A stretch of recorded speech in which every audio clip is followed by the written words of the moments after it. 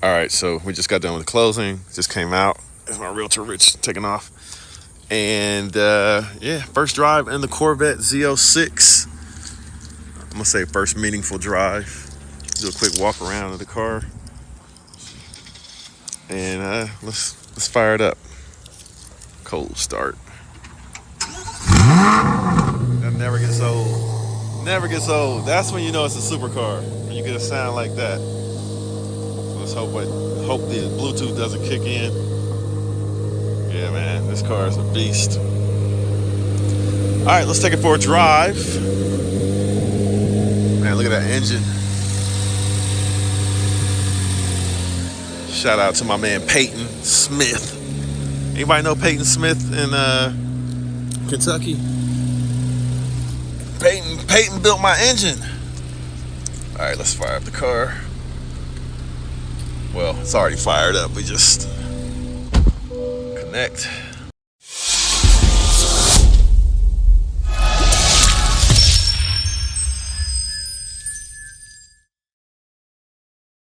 Man, you gotta love how the sun hits that red. Man, that's a beautiful red. Z06. Boom. All right, we'll give you guys a cold start, but before that, let me explain to you what we're doing today, because I'm going to talk to you guys a little bit on my way to this closing. I'm actually headed to Access Title Agency here in Columbus, Ohio. I just sold a property.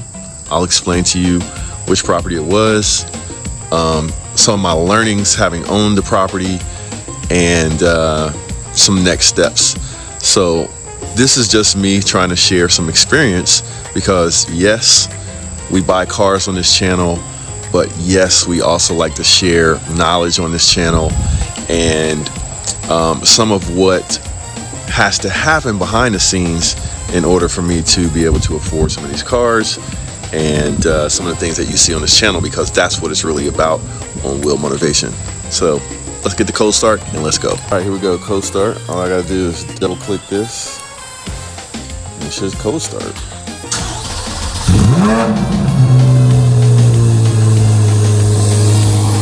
Man. Wow.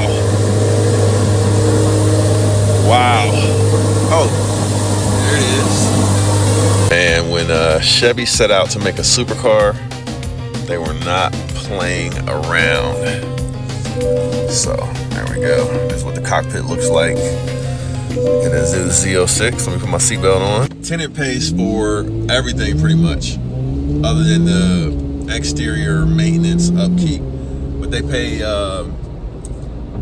the bills. They pay the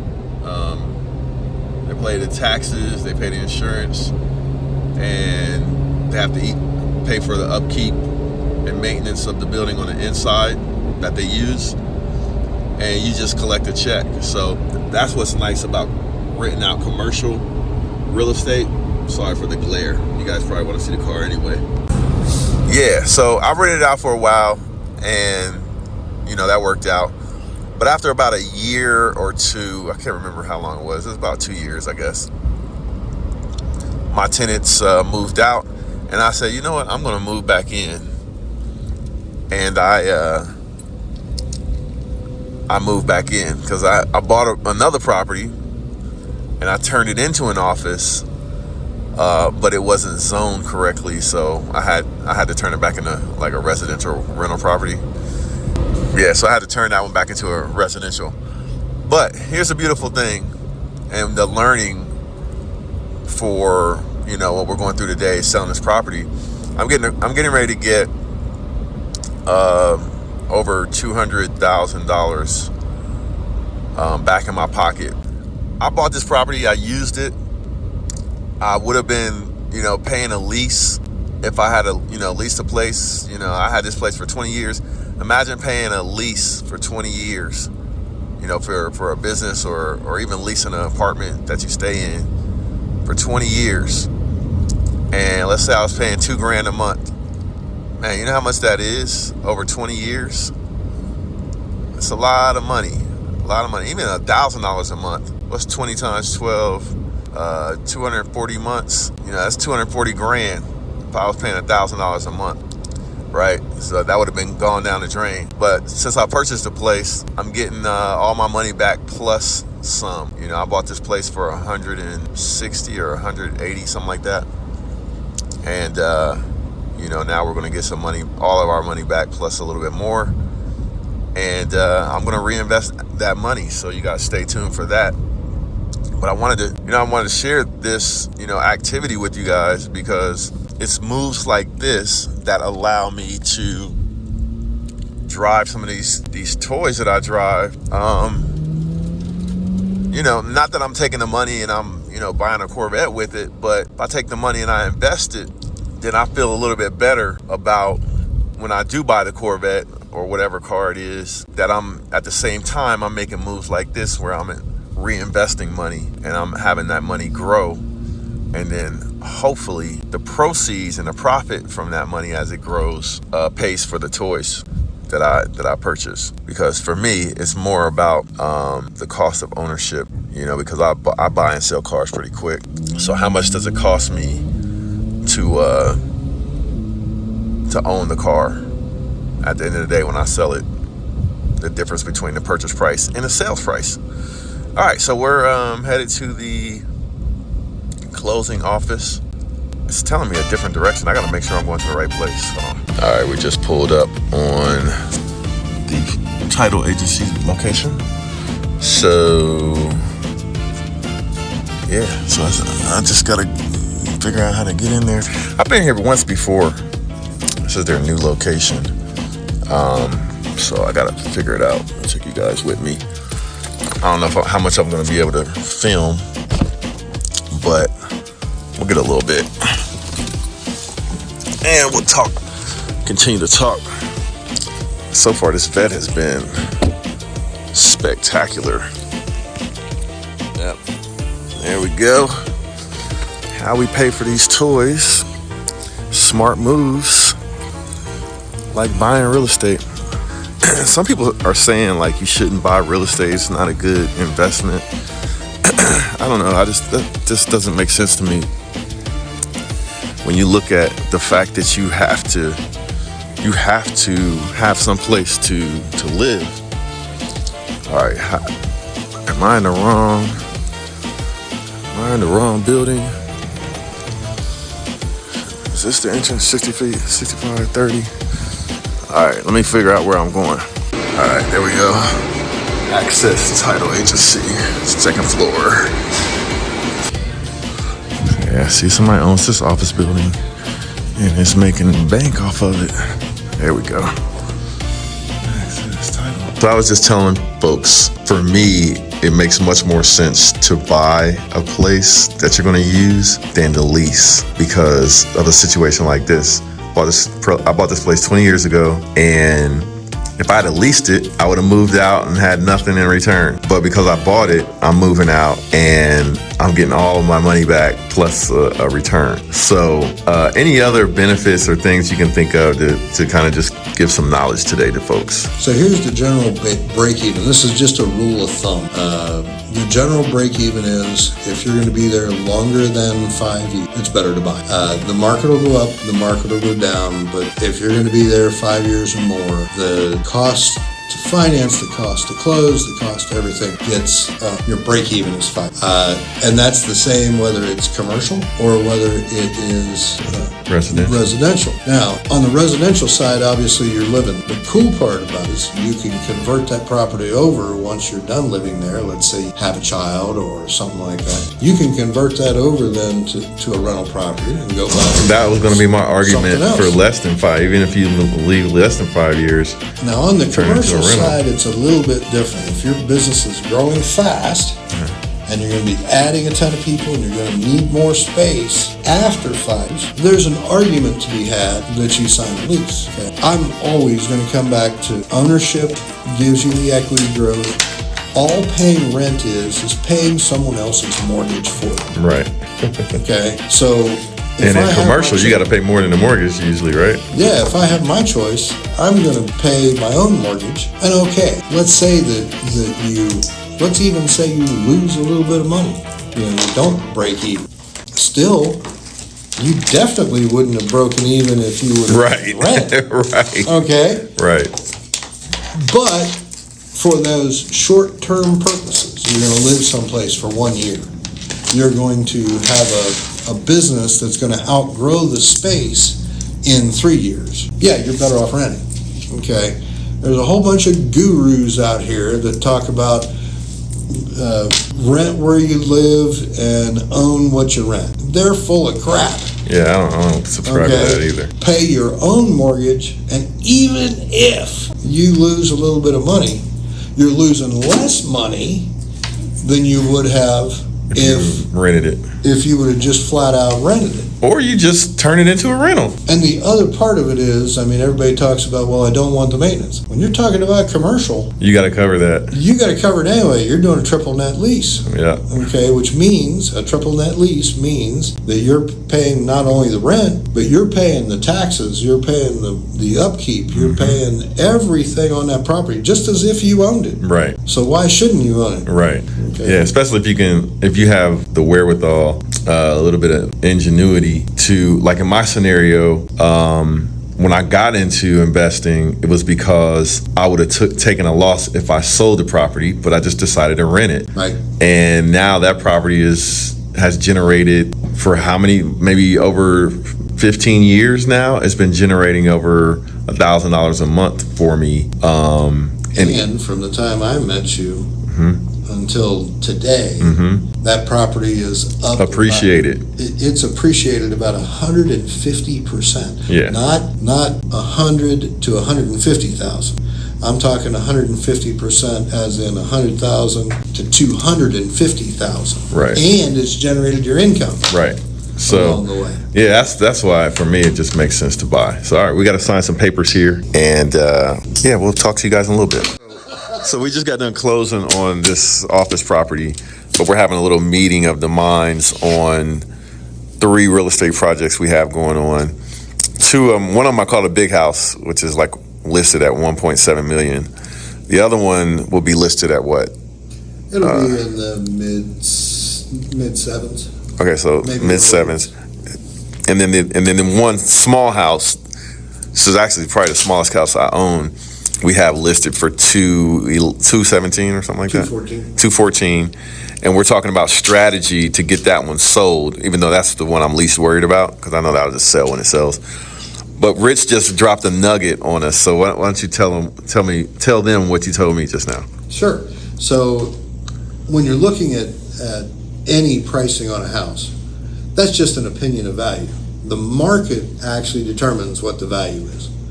So the little nugget there is that if you get no traffic on the price you put on the house, so you're not getting anybody coming to look at it. Yep. That means your price too high. Once you start getting traffic, if you have no offers coming in on the property, once you get traffic into the property, that means the condition doesn't. Yeah, they saw the house, didn't like it, no offer. Right. But if the price was good enough to get them in the door, you'll start getting that traffic. But if the price is bad, too high, then you won't get enough traffic for what the specs on the house are: square footage, bedrooms, bathrooms, location. Exactly. I love that. Good one. All right, so we just got done with the closing. Just came out. There's my realtor, Rich, taking off. And yeah, first drive in the Corvette Z06. I'm gonna say first meaningful drive. Do a quick walk around of the car, and let's fire it up. Cold start. That never gets old. Never gets old. That's when you know it's a supercar. When you get a sound like that. Let's hope the Bluetooth doesn't kick in. Yeah, man, this car is a beast. All right, let's take it for a drive. Man, look at that engine. Shout out to my man Peyton Smith. Anybody know Peyton Smith in Kentucky? Peyton built my engine. All right, let's fire up the car. Well, it's already fired up. We just connect.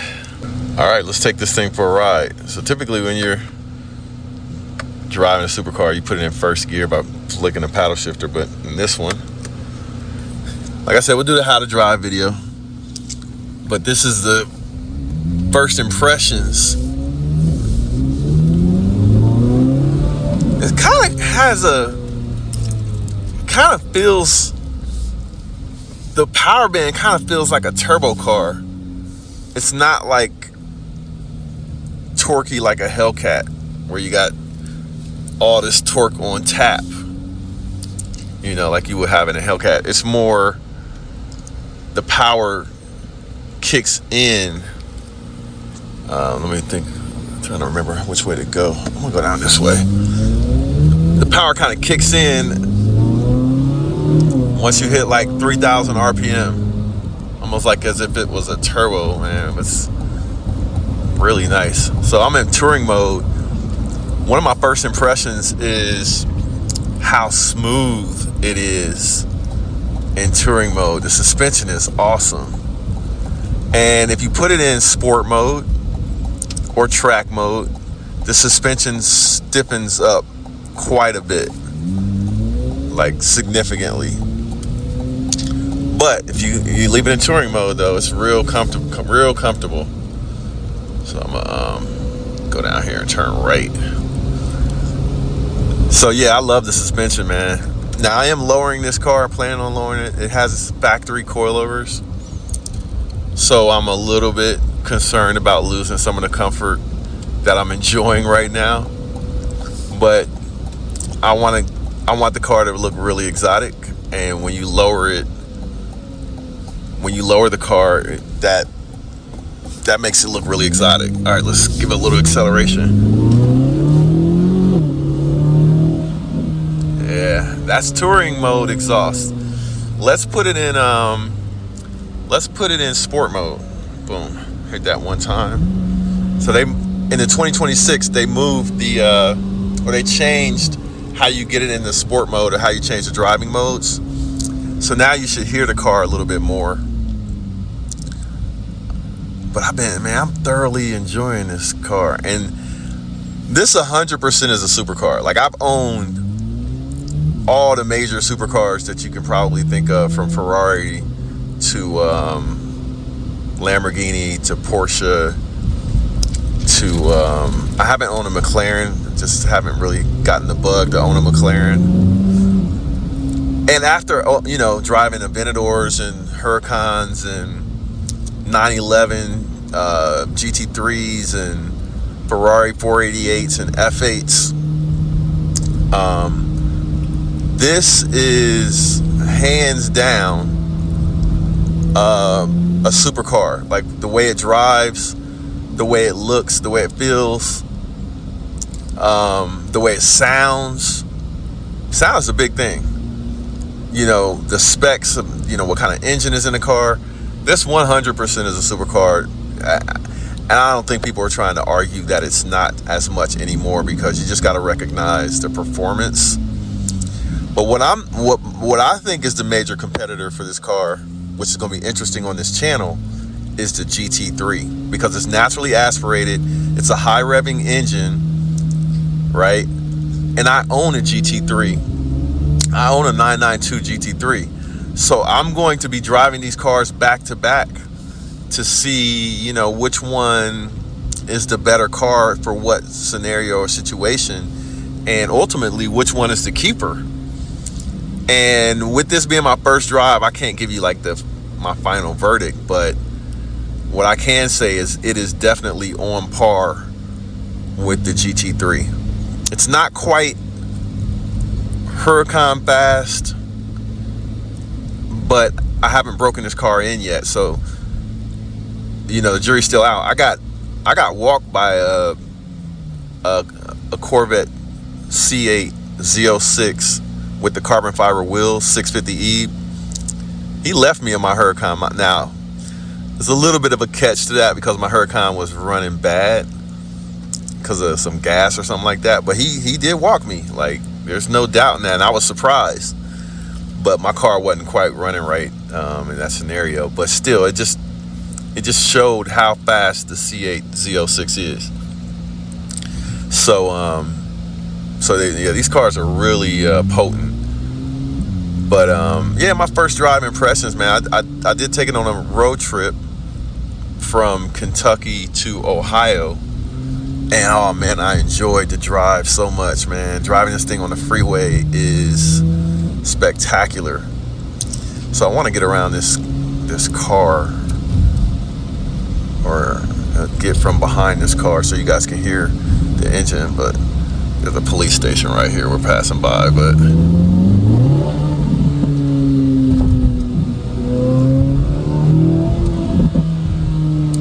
I want you guys to hear it. Sport mode. Sport mode. I feel like this car will get loose, but I keep traction control on when I'm getting to know a car. But eventually I'm gonna be driving this car with traction control off. All right, let's listen to it.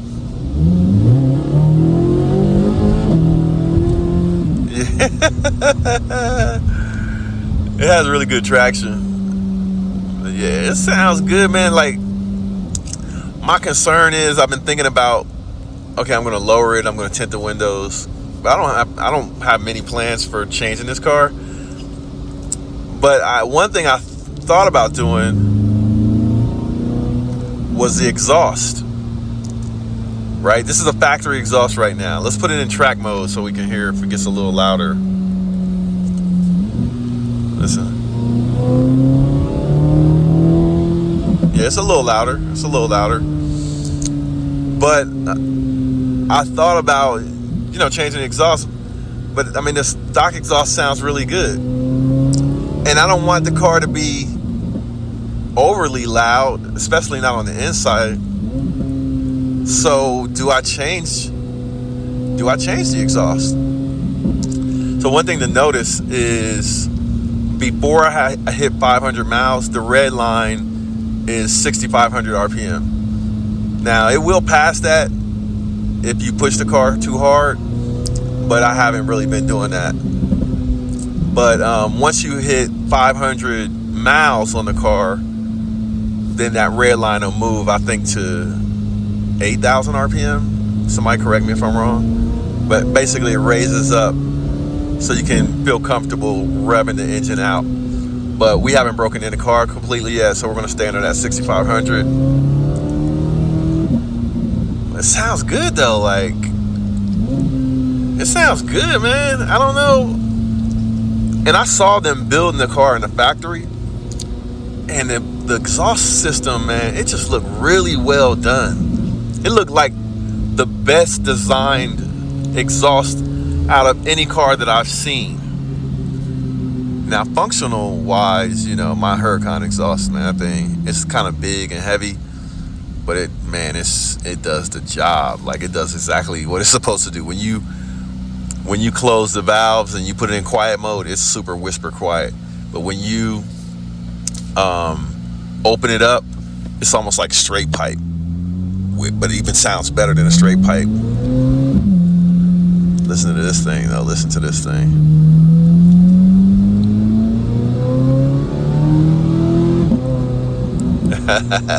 Sounds good. Yeah, man, I'm enjoying this thing. We're gonna have some fun on the channel with this car. And for all of those people out there that support my Corvette videos, I've never had a Corvette video that flopped, that got like really low views. Here we go. To all you guys that like the Corvette videos and the Corvette content, man, you're in for a treat, because I'm enjoying this car, and now I see the light. Like, I see why people are loving this car. So we're gonna do a little bit of back roads, I think, here. We'll see here. I gotta turn that off. I think it's gonna be beeping with the way I drive. All right, here we go.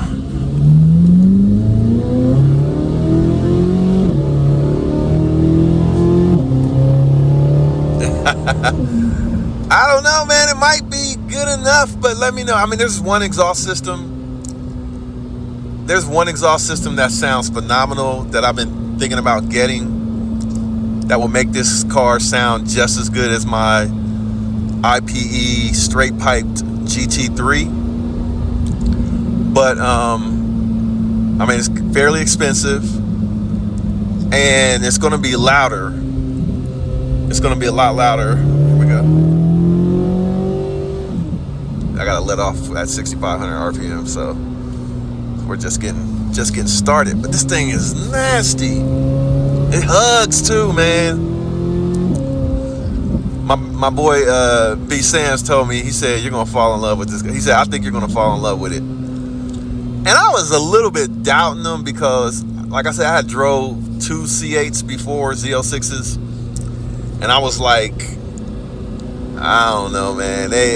It's nice and everything, but I don't know how much I'm gonna like it. Maybe it might be a car that I buy and then I sell it and turn around. And I don't drive people's cars. If it's not mine, I don't drive it like I own it. You know what I mean? I don't drive it like it's mine, where I'm throttling it and really driving it hard. This car is nice though. This car is nice, man. They did a good job with this car. But yeah, I don't drive other people's cars like as if they were mine. I respect their cars. So I never really got into the car, never really got a real good feel of it. But this one, now that it's mine, I don't know, it feels different, man. It feels like everything B Sam's told me is right. Like, I'm falling in love with the car. He said it's hard to beat from a performance and price perspective. So if you look at my GT3, cost me 240 grand used. This car cost me 139 brand new. I'm gonna hit it right quick. Yeah, man, yeah. It's nice. I can't wait to see how it feels. Now, one thing I noticed in track mode, the steering is stiffened up quite a bit. That's good. So one of the complaints I had, one of the first impressions I had, let me turn the engine noise down just a tad. I don't know, you guys might be liking that engine noise. I'll keep it there. One of the things I was complaining about though on the freeway drive, I was like, you know what though, it's not that confidence inspiring when you're going fast. Like, I don't know, the steering didn't feel right. But now that I have it in track mode, now it feels, it's real stiff, very stiff, which is perfect for like a high speed. Like if you're on the highway, you want the steering to be kind of stiff, so everything is intentional. You don't want it to be real sloppy and loose, where you're accidentally, slight moves of the steering wheel at high speeds does not feel confidence inspiring. But with it in track mode, oh man, it's completely fixed. It's completely tightened up. And now I feel like, how my Huracan feels. I think like the Huracan, it automatically stiffens up when you go fast. In the Z06, you gotta put it in track mode, apparently. But yeah, these are my first impressions driving the car, and I am thoroughly impressed. Man, it feels good. Man, it feels good. The acceleration and the throttle, very similar to my GT3. I need to go pick that car up, by the way, at Strada Motorsports or Motorworks. Yeah, these guys be flying around this little curve here. But the transmission, man, it shifts nice and smooth. Here we go.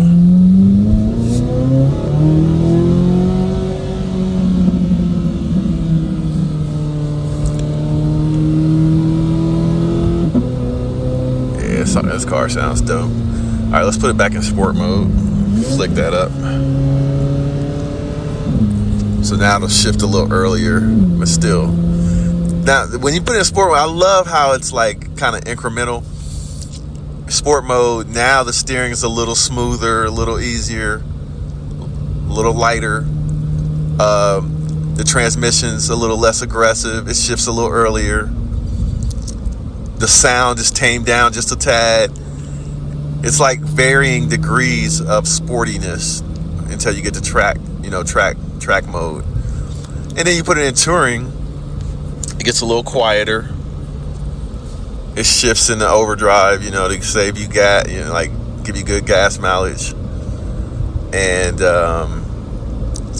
hey man, you got all these screens. These screens tell you what you can set these screens to just about anything you want. Thoroughly impressed with the car. Thoroughly impressed. Now, one of the things I say when you're breaking it in, don't lug the engine. So that's a case for putting it in track mode. I'll just put it in sport mode. Look at a little animation. Yeah, this car is dope, man. This Z06 is dope. I love the red color. It kind of reminds you of a Ferrari from the driver's perspective, how you got the two arches. They definitely made the Ferrari. If Ferrari was an American car, this is what it would be. This is the American Ferrari. But you get that American priced. Like my 488 costs me I think 260 some thousand, 270, something like that. And this car was less than or over $100,000 cheaper. And this car is brand new with the warranty, all the latest technology. Like you buy a 488, you're not gonna have that big screen right there. You're not gonna have, well, this car doesn't have adaptive cruise control. You got variable dampening. I mean, this car has everything. Like, I think adaptive cruise control is the only thing it doesn't have. I don't think they offer that on a Corvette. But, I mean, you do have cruise control. But man, this car is loaded with tech. We'll do a video just talking about the tech on the 2026 Corvette Z06. Look at that. This is sport mode. Yeah, this car is dope, man. This car is dope. But yeah, we got lots of content to come. These are just my first drive impressions. I did a literal first drive out the not the dealership, but the Corvette museum, and my audio was messed up. So I'll give you guys a little bit of what that looked like, and we'll just put some audio behind it, some music behind it or something, some B-roll. We'll turn it into B-roll so you guys can kind of enjoy that. But yeah, man, my first drive impressions are that this car is spectacular. It's special. I really feel like when you get a Corvette, as much money as you're saving, that makes a good case for buying a new one. If you're coming from like a Ferrari or a Lambo, and you want to try out the Z06 or the ZR1 or the ZR1X, whatever it might be, I feel like you get so much car for the money that kind of justifies getting a new, where you don't have to worry about what somebody else did to the car or how they drove it, right?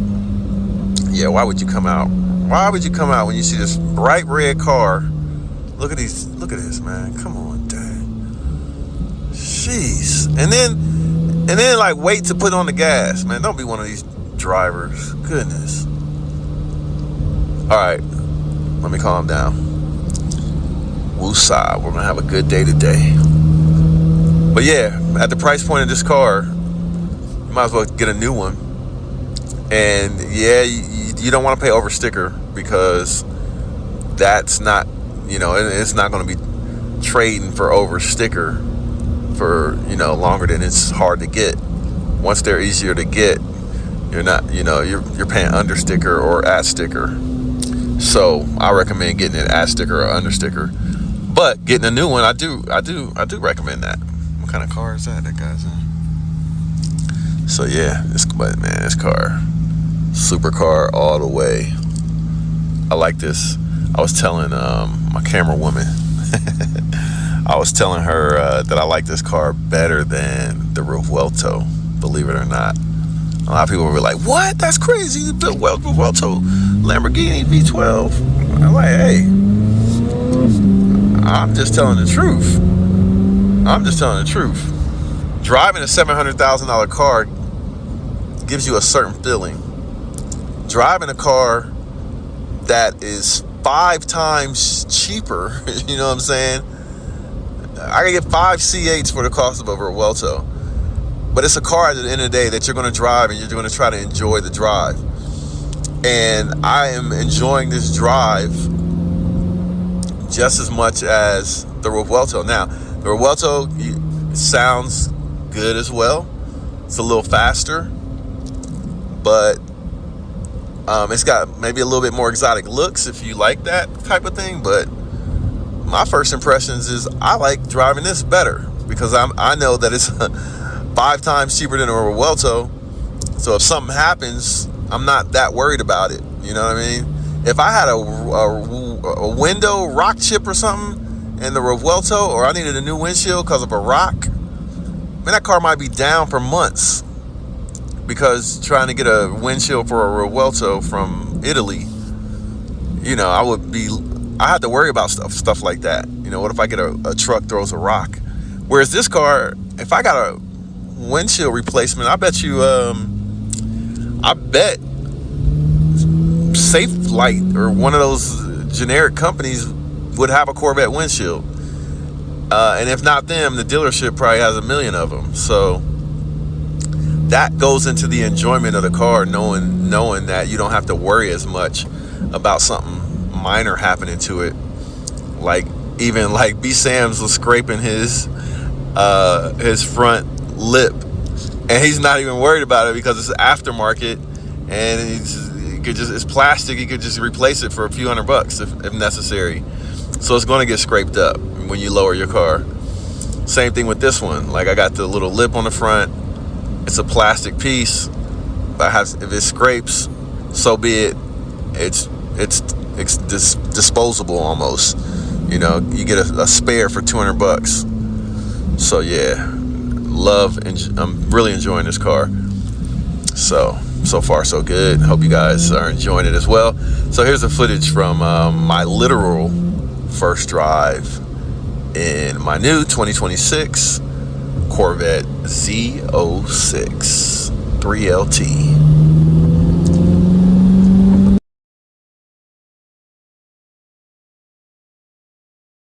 So you're thinking about joining my channel, or maybe if you haven't thought about joining my channel, maybe you should, because channel members on my channel get access to exclusive content with exclusive cars, like this here Lamborghini Revuelto, like this here Ferrari F8, like this here behind me Lamborghini Huracan Technica, or even the Porsche almost said a new car that I have on the channel that you guys don't know about. But this Porsche 911 Carrera T, the RS3. All of the videos that I upload on this channel, my channel members get to see those videos first as soon as I push them out, and then they're released on a schedule. I already have about 10 videos lined up that only my channel members have access to. If you're considering joining my channel, now's a good time. I definitely will shout you guys out. I'll answer your questions in my live stream with priority. Yeah, so hey, join my channel subscription through YouTube and get access to exclusive content just for you, and early access to content that I release on the channel, sometimes as early as 2 or 3 weeks in advance. So yeah, if you want the loose scoop, I got 2 cars that I haven't even released on the channel yet. So stay tuned, hit that join button. Hey, and join the exclusive section of our membership on the channel here on YouTube. Peace. Here with another video on how to turn $7,000 into over $100,000 in one single real estate investment transaction. You'll learn not only how to do flips, but also you'll learn the benefits of buying and holding and owning real estate for the long haul as rental property. So what do you do when you're interested in investing or spending money on something, or spending time, energy, and money on something? You study. You know what? I can buy these houses for cheap prices and then rent them out, make a profit on them, and then it'll just be another business. So if you don't already own a home or own a house, you should buy a house that is a good house that will turn into a good investment. Yo, what's up? It's your boy Will Motivation, and today we're talking about my advice on the #1 way for you to get started investing in real estate. It's the one and only Floyd Money Mayweather. I'm here to tell you guys to go to Will Motivation. The exotic cars is crazy. I've been watching this show for a little while now and it's growing. But we need everybody else to subscribe to Will Motivation and support Will. I'm supporting them. You do the same.